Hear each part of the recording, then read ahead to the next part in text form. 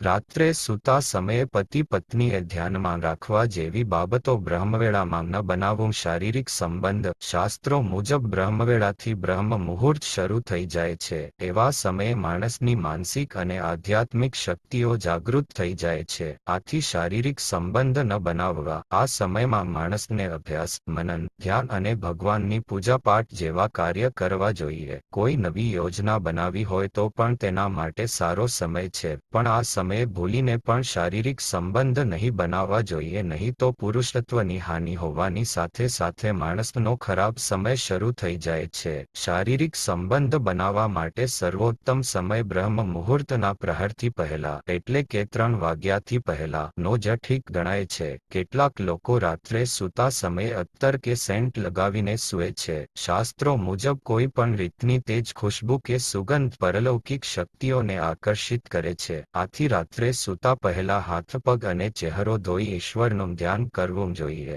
એનાથી રાત્રે ખરાબ સ્વપ્ન પણ નથી આવતા અને નકારાત્મક શક્તિઓ પણ દૂર રહે છે. ખુલ્લા વાળ કરીને ન સૂવું. રાત્રિમાં મહિલાઓએ વાળને ખુલ્લા રાખીને નહીં સૂવું જોઈએ. એવું માનવું છે કે રાતમાં ખુલ્લા વાળ સૂતા પર નકારાત્મક શક્તિઓ આકર્ષિત હોય છે. આથી મહિલાઓએ રાત્રે ચોટલી કરીને કે જે પુરુષ ચોટલી બાંધે છે તેને પણ ચોટલી બાંધી લેવી જોઈએ.